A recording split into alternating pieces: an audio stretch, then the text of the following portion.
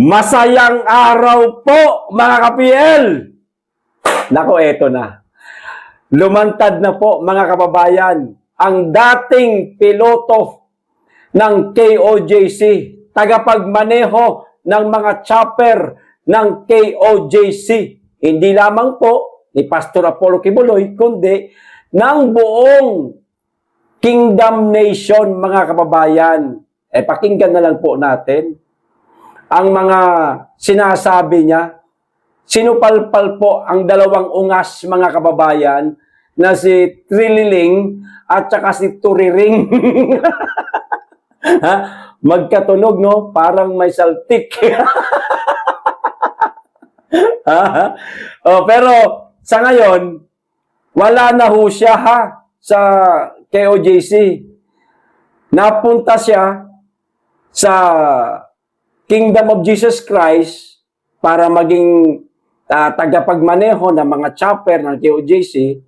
Retired siya mula sa kanyang unang naging trabaho. Tapos, ngayon, naging piloto siya ng mga chopper ng KOJC. Tapos ngayon, nag-resign na rin siya. Matagal na siyang nag-resign, pero hindi niya lang talaga matiis, mga kababayan, ang mga paratang nitong dalawang ungas na ito. Kaya minabuti niya po na lumantad.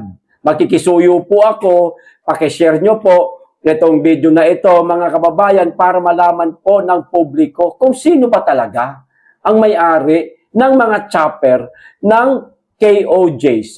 Ano ho? Ito po ang pakinggan natin kasi siya po talaga ang nakakaalam ng katotohanan.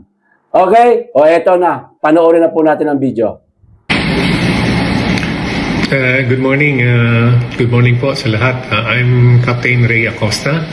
I was a former Air Force pilot and commercial helicopter and fixed-wing pilot. Matagal po ako sa Air Force. I joined the 15th Strike Wing, my first unit po. Doon po ako nagtagal. And afterwards, after how many years, when I was a captain, I left the Air Force and joined a corporate flying with DMCI noon. And after DMCI, join po ako sa Kingdom of Jesus Christ, the Pastor Kibuloy, and other companies later on. I used to fly CPRRD po when we were in the military. When I was assigned here sa Mindanao before, when we were young officers, as an Air Force pilot, may time na mga disaster and relief operation, lumilipad po kami nila former President PRRD. Nandito po ako para magsalita tungkol sa mga sinabi ni former Senator Trillanes na ang helicopter daw ng Kingdom ay pagmamayari ni PRRD, pinangalan lang sa Kingdom of Jesus Christ. At saka si General Torre na hindi daw capable ang Kingdom to buy those mga ganitong mga pangangailangan. Hindi ko po nakita yung mga statement nila at wala na rin ako interesting na makita. But I could say na hindi po totoo yan. Regarding doon sa helicopter ni Pastor Kibuloy, ako po ang unang naging piloto nila ng Kingdom, and I know for sure that yung helicopter na yan ay pinaghirapan po ng mga members yan through blood, sweat, and tears. Hindi po ganun kadali bago nila nabili yan. Marami silang pinagdaanan at talagang pinag-ipunan nila yan. Parang bigay ng isang transportasyon para sa kanilang pastor. Hindi po ako member ng Kingdom of Jesus Christ, the Pastor Kibuloy, but I'm hired as a professional pilot at mga iba pa dyan, ng mga lawyers at doctors at nurses siguro na nandoon pa. But directly involved lang po ako sa aviation. And I know for sure na talagang ang ownership ng helicopter na yan ay sa Kingdom. Bakit? Kasi po, pag ikaw po ang may-ari ng helicopter at alam mong ginagamit ng mga maraming tao yan, ikaw ay, you will go directly involved sa operation yan and maintenance yan, pati training ng mga pilots. You will make sure na talagang hindi magkakaroon ng problema yan. So, kung sinasabi mo kay PRRD yan, for sure, he will be sometimes calling me o Senator Bongo para sabihin, rating na mo yan, ayusin mo mabuti, baka may mangyari dyan, blah blah blah. So, to that effect, never po naging involved si former President Rodrigo Roa Duterte yan sa ownership ng helicopter na yan. At ang Kingdom, I know, ang mga tao dyan, ang katulong ko sa pag-maintain niyang helicopter na yan. And they are so very proud of it when they bought it at na-maintain namin na maganda. So, meron pa rin, after me, umalis po ako sa Kingdom, may mga na-hire pa rin ng mga former Air Force pilot dyan na naging piloto dyan. At meron din isa, naging piloto nila, taga US Air Force, product ng US Air Force Academy, alam ko. So, ang mga nag-hire nun po, si Pastor Kibuloy directly. And kaya po ako nandito para magsalita. Para sabihin na hindi totoo yung mga sinabi ni Senator Trillanes, in fairness po sa mga taga-Kingdom. At I will know for sure kung sino may-ari niya. Ako pa yung nagsasalita dito kasi grabe ang pinagdadaanan ng Davao sa administrasyong ito. Lalo na nung sinugod nila yung Kingdom of Jesus Christ na isang religious organization, marami pong hindi natuwa at hindi po maganda sa mata ng mga taga-Davao at Mindanao at ang buong Pilipinas. So, sana po dinaan na lang sa magandang usapan at inayos. Kung inayos na lang magandang usapan, kung talagang may ibang hindi magandang purpose, talagang magkakagulo po talaga. At saka, yung helicopter na po yan, mas ginamit pa yan ni hinirap po pa rin yan ni mas marami pang beses na gamit yan ng ibang mga senator. At saka si Secretary Ibo, nagamit din yan. Kami lumipad noon, pinahiram ni Pastor Kibuloy. Kay Pastor po talaga yan sa Kingdom. Gamit po nila pang personal nila yan. Pamperi ng mga tao nila at pamperi ng mga gamit. At kung may mga bisita sila ng mga important na tao, parang bumisita doon sa prayer mountain nila. Nakita ko, kaya po ako nagsalita dito kasi nakita ko si Sister Nelly Lisada at saka si Attorney Torion doon sa SMNI. And I think, sabi ko, this is the time for me to talk about this, to give justice naman sa mga taga-Kingdom. And I do support yung people from the Kingdom of Jesus Christ. Maayos po ang mga organisasyon na yan at hindi po dapat babuyin. Marami pong salamat. Sana maayos itong discussion na to tungkol dyan sa pagmamayari ng helicopter na yan. At ang mga iba pang mga property ng Kingdom. Ang property ng Kingdom ay sa Kingdom. At walang may ibang may-ari niyan. Ang may-ari niyan ay ang mga tao na member ng Kingdom of Jesus Christ. Maraming salamat po.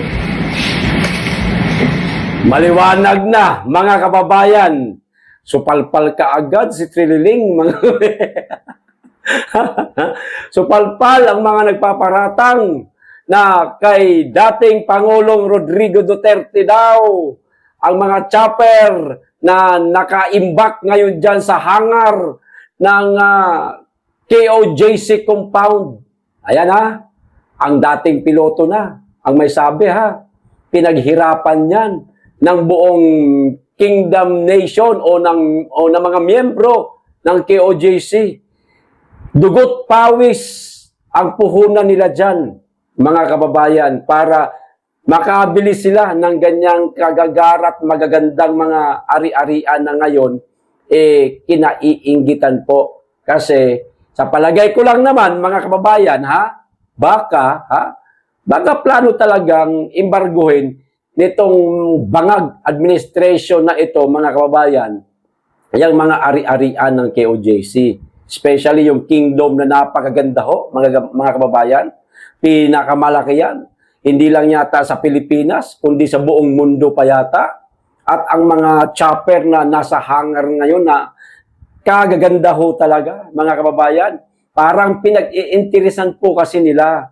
Kaya ngayon pa lang, gumagawa na ho sila ng istorya, mga kababayan, no? Para lansihin ang kaisipan po ng ating mga kababayan at ipagdiinan po ang kagustuhan nila na embargohin nila yan kasi nga papaniwalain talaga nila ang tao na kay dating Pangulong Rodrigo Roa Duterte yan.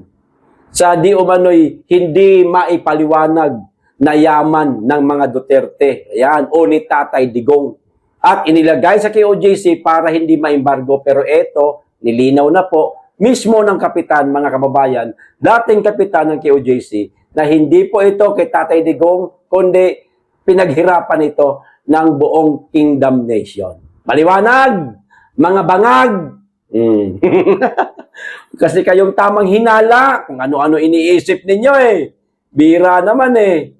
Sa bagay, hindi na po lingid sa aming kaalaman ng isang adik kung ano-ano ang iniisip niyan. Tamang hinala yan sa lahat ng bagay. Kahit na ang katotohanan, hindi naman talaga kay Duterte ang mga chopper na nasa KOJC ngayon, ipipilit po nila mga kababayan para ma-embargo ho nila. Yan lang po ang purpose dyan. Sa palagay ko lang naman. No? Sa palagay ko lang naman. Bakit pa? Bakit ba pinag-uusapan ang mga ari-arian ng KOJC? Di ba ang unang gusto nila? Dalhin si Tatay Digong sa Dahig, Netherlands. Nagawa na nila. Nagtagumpay na sila. At ayon nga kay Atty. Harry Roque, malabo na daw talagang makalabas o makauwi sa ating bansa si Tatay Digong. Hindi pa ho sila nakontento. Pati ang ari-arian ng KOJC, titirahin pa ho nila mga kababayan. Papalabasin na lang kay Tatay Digong, ganun nagnakaw pala si Digong sa gobyerno nung siya'y presidente, o di embarguhin namin yan. Parang ganyan ang datingan. Di ba? Parang nangyari sa Marcos Sr., ayun, magnanakaw talaga yon. Tapos, inembargo ng gobyerno. Ganyan po ang gagawin nila, mga kababayan. Pero nagkakamali ho sila. Hindi po kay Tatay Digong, kundi pinaghirapan ng KOJC. Maliwanag, makikisuyo po ulit ako sa pangalawang pagkakataon. Pakishare po itong video natin mga kababayan para malaman po ng publiko ang katotohanan. Kasi publiko na lang po ang tanging kakampi ngayon ni Tatay Digong, ni BP Inday Sara at ni Pastor Apollo C. Kibuloy. Publiko na lamang. Gobyerno malabo na po mga kababayan. Kanila po ang gobyerno ngayon. Tinutugis ngayon lahat ng mga aliado ng mga Duterte. Ang Oplan Horus nagsisimula na po. Tandaan niyo po yan. Kani-kanina lamang, mga kababayan, may lumabas sa balita na di umano, lahat ng mga perpetrator, mga kababayan, ng Duterte, nako, idadamay na nga. Di ba? Kita nyo na, Oplan Horus. Kasama sa Oplan Horus yan.